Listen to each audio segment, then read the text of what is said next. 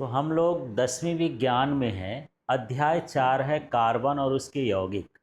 NCERT book के अंत में प्रश्न दिए हुए हैं, उन प्रश्नों के उत्तरों को समझते हैं। तो देखिए यहाँ पर एथेन का आणविक सूत्र क्या है? C2H6 है। इसमें कितने सहसंयोजक बंध हैं? कैसे पता लगाएंगे?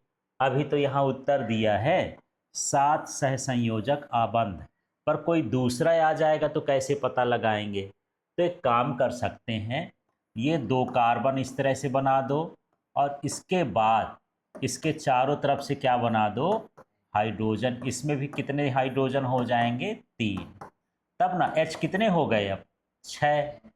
और हाइड्रोजन कितने हो गए? ये हाइड्रोजन कितने हैं? 6। और कार्बन कितने हैं? 2। तो C2H6 हो गया। अब बंध, ये जो डंडे हैं ये बंध गिनो, तो कितना हो गया? 1 2 3 4 5 6, और इसको मिलाओगे तो कितने हो गए? 7। माने इसमें कितने सहसंयोजक बंध है? 7 सहसंयोजक बंध है ना। बंध लिखा हो, आबंध लिखा हो, एक ही चीज है। अब यहाँ पर जो दूसरा प्रश्न है उसको देखते हैं। प्रश्न है, ब्यूटेनॉन चतुक कार्बन यौगिक है जिसका प्रकार्यात्मक समूह है। अब देखो, इससे पता चलता है जब नॉन लगा हो, क्या लगा हो? नॉन, तो समझ लेना चाहिए कि वो कीटोन है। क्या है? कीटोन। तो यहाँ पर इसका सही उत्तर क्या होगा? कीटोन। ठीक है, तो यहाँ पर ब्यूटेनॉन है, इसलिए वो एक तरह का क्या है? कीटोन है। उसमें कौन सा प्रकार्यात्मक समूह जुड़ा है? फंक्शनल ग्रुप कौन सा है? वो कीटोन है। फिर है अगला प्रश्न, देखते हैं। इस प्रश्न को थोड़ा ऊपर कर लेते हैं और इसको देखते हैं प्रश्न क्या है। ये प्रश्न आपके एग्जाम में आते हैं, ऑप्शन दिए रहेंगे। खाना बनाते समय यदि बर्तन की तली बाहर से काली हो रही है तो इसका मतलब क्या है? तो देखो, कई बार जो है आप खाना बनाते हैं तो चूल्हे में बनाते हैं, लकड़ी से बनाते हैं, तो वो बर्तन क्या होता है? काला। लेकिन गैस में बनाते हैं, यदि नीली लौ से जल रही तो वो उसमें कुछ कलर नहीं आता है। तो इसका कारण क्या है? कि जो ईंधन है वो पूरी तरह से नहीं जलता है, इसलिए काला हो जाता है। जिसमें ईंधन पूरी तरह से जल जाता है वो काला नहीं होता है। तो इसका सही आंसर क्या है? ईंधन पूरी तरह से नहीं जल रहा है, इसलिए बर्तन क्या हो जाता है? काला। जिसमें ईंधन पूरी तरह से जलता है उसमें बर्तन वैसा का वैसा ही रहता है। ठीक। अब यहाँ पर हम चौथा प्रश्न देखते हैं भाई। ये चौथा प्रश्न क्या है? CH3Cl में आबंध निर्माण का उपयोग कर सहसंयोजक आबंध की प्रकृति समझाइए। तो चलिए यहाँ पर CH3Cl के आबंध निर्माण की प्रकृति को बताते हैं। तो चलिए इसका आंसर कैसा होगा देख लेते हैं। यहाँ पर देखिए, ये कार्बन है। क्या है? कार्बन। कार्बन की बाहरी कक्षा में कितने इलेक्ट्रॉन होते हैं? 4। 4 में यहाँ पर क्या जुड़ा है? एक हाइड्रोजन आया, ये अपना इलेक्ट्रॉन साझेदारी कर लिया। फिर हाइड्रोजन आया, एक इलेक्ट्रॉन दे करके साझेदारी कर लिया। यहाँ हाइड्रोजन आया, एक इलेक्ट्रॉन साझेदारी करके ये कर लिया। इसी तरह से क्लोरीन के बाहरी कक्षा में 7 इलेक्ट्रॉन होते हैं। ये 2 हो गए, ये 3 हो गए, ये 5 और 6 हो गए, और ये कितना हो गया? 7 हो गए। ये इससे साझेदारी करता है।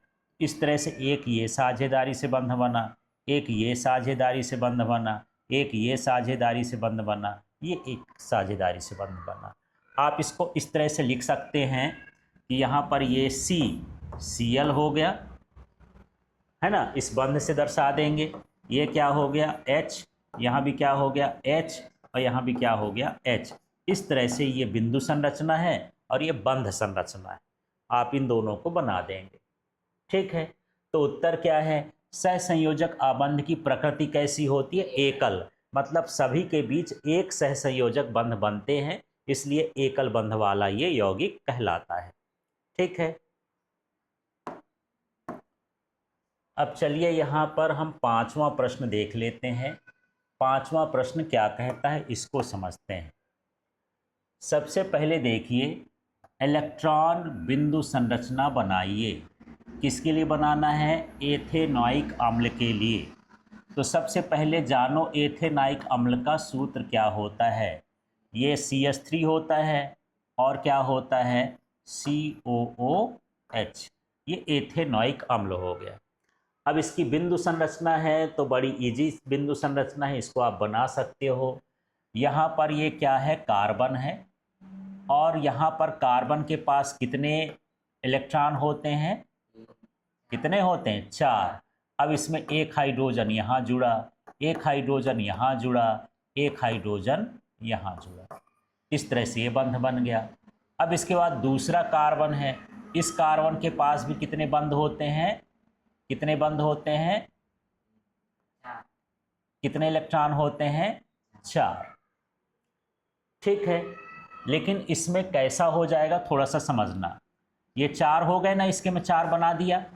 अब इसमें देखो, यहाँ पर इसकी ये साझेदारी हो गई, यहाँ भी साझेदारी हो गई, यहाँ भी साझेदारी हो गई, यहाँ भी साझेदारी हो गई।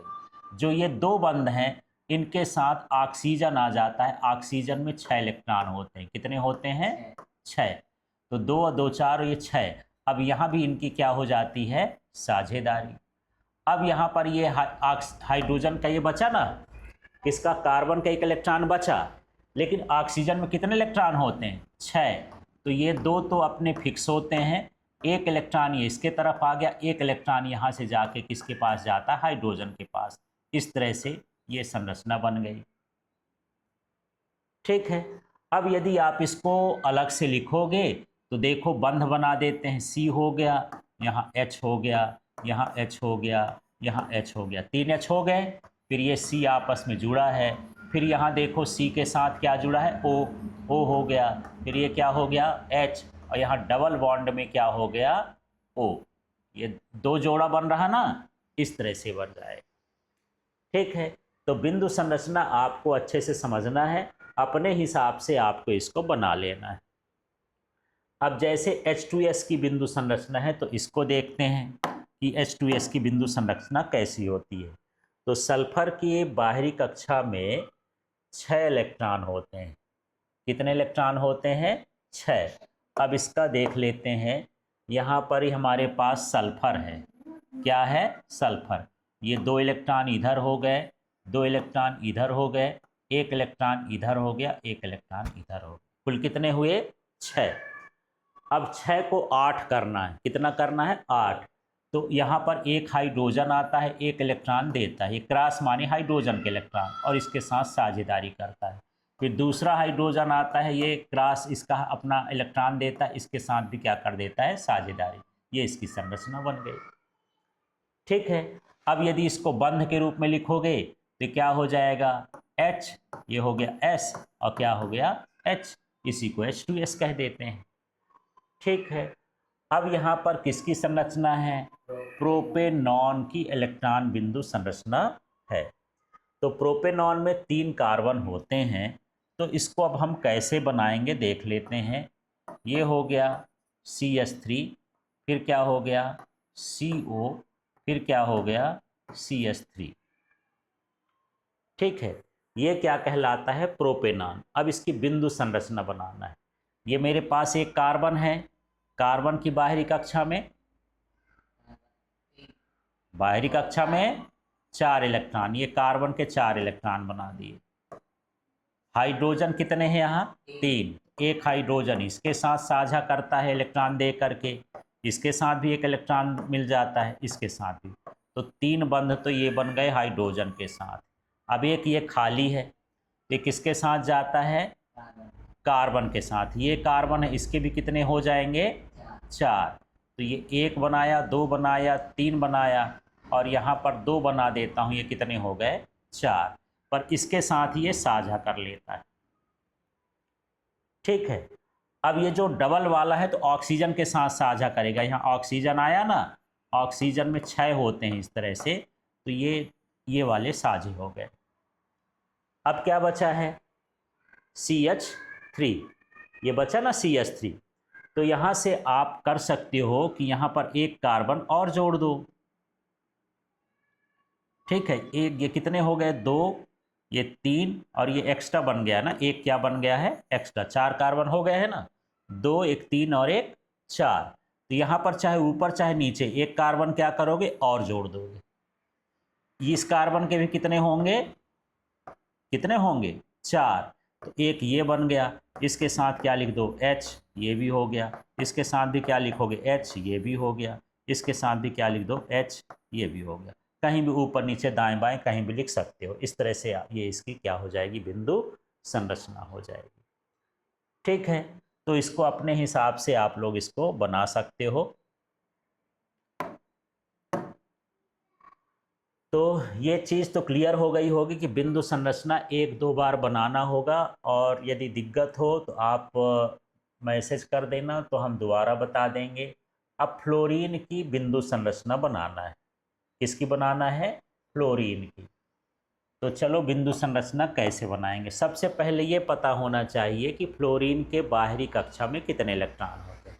कितने होते हैं, फ्लोरीन की बाहरी कक्षा में कितने इलेक्ट्रॉन, 7। कितने होते हैं, 7। अभी कितने बना दिया, 6, और ये एक 7 बना दिया। दूसरा फ्लोरीन लेते हैं, इसके भी ये 2 हो गए, ये 2 2 4 हो गए, और ये कितना हो गया, 6, और ये हो गया 7। ये वाला साझेदारी कर लिया, ये क्या बन गया, F2 बन गया। 2 इलेक्ट्रॉनों के बीच में साझेदारी हो जाती। ठीक है, इस तरह से इलेक्ट्रॉन जितनी बाहरी कक्षा में हो उतने बिंदु बना लेते हैं, और कितने साझा करते हैं उसको हमको बताना है। ठीक है, अब देखिए यहाँ पर 6वां प्रश्न है, इस प्रश्न को समझते हैं। प्रश्न है, समजातीय श्रेणी क्या है, उदाहरण के साथ समझाइए। ये अक्सर प्रश्न आता है, तो इसमें क्या लिखना है, समजातीय श्रेणी क्या है, यौगिकों की ऐसी श्रृंखला जिसमें कार्बन श्रृंखला में स्थित हाइड्रोजन को एक ही प्रकार के प्रक्रियात्मक समूह द्वारा प्रतिस्थापित करता है, समजातीय श्रेणी कहलाता है। जैसे ये CH3OH है, तो इसमें भी OH है, इसमें भी OH है, इसमें भी OH है। ये मेथेन में से एक हाइड्रोजन हटाए, CH4 ना होता है, एक हाइड्रोजन हटाए तो उसकी जगह OH जोड़ दिए। यहाँ पर एथेन है, एथेन होता है C2H6, तो एक हाइड्रोजन कम कर दिए तो H5 हो गया, और इसमें OH जोड़ दिए। C3H7 है, इसमें भी एक H कम करके OH जोड़ दिए। ये कौन सी श्रेणी बन गई, समजातीय श्रेणी, जिसमें एक निश्चित ही प्रक्रियात्मक समूह क्या होता है, हाइड्रोजन को हटा करके जुड़ता है। तो इस तरह से ये 6 प्रश्न हैं। अगले वीडियो में हम जो है आगे के प्रश्नों को देखेंगे, इनको बना के आप ज़रूर देखिए।